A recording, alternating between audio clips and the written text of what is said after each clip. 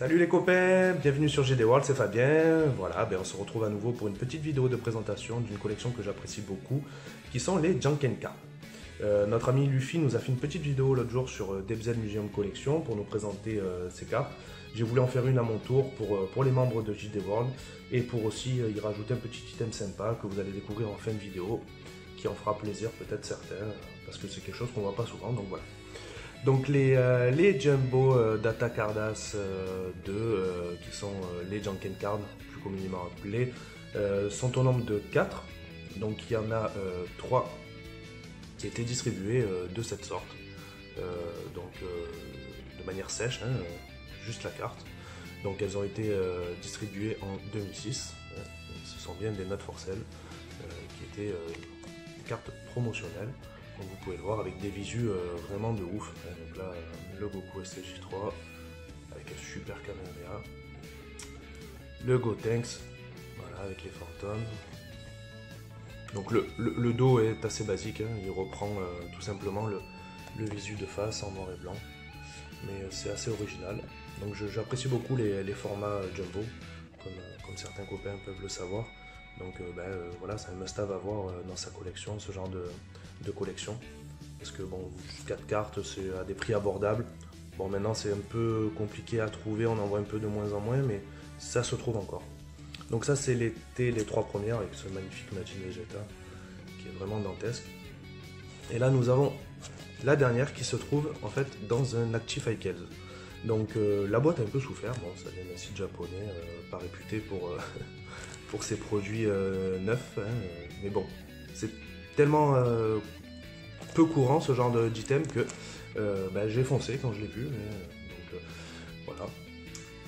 Savoir que l'Active Icals, donc c'était en fait c'est une boîte de rangement, une sorte de classeur, vous allez voir, hein, je vais vous l'ouvrir, qui était en gros distribué lors d'un tournoi en 2006, en août 2006 plus précisément, dans plusieurs villes du Japon, où en gros 12 personnes s'affrontaient dans chaque tournoi, dans chaque ville, un peu à la mode style Tenkaichi Budokai, hein, donc avec des éliminations, un tableau complet et avec à la fin des finalistes. Donc lors de ce tournoi, les 2 finalistes remportaient l'Active Icals plus des cartes promo Data Cardass, qui était la EX, donc la EX 007 pour le premier, pour le victorieux, et la EX 008 pour le deuxième. Tous les autres participants remportaient la EX 009 des Data Cardass 2. Donc que contient ce petit coffret? Donc nous avons le Active Icals en question. Donc, je vous enlève tout ce qui est promo, avec un super visu de Goku STJ4.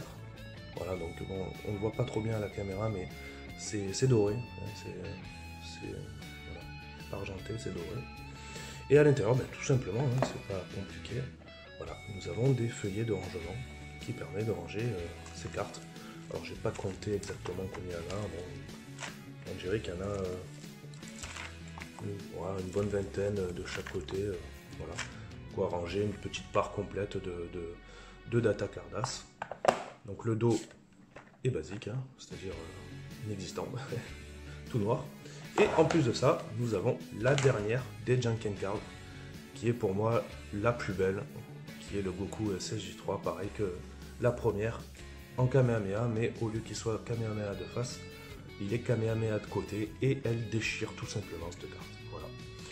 Donc la matière aussi est différente. Il me semble que les autres, oui, c'est ça, les autres sont de style un peu cartonné. Celle-là est de style plastifié, un peu comme, vous savez, les tapis de souris, mais très fins, voilà.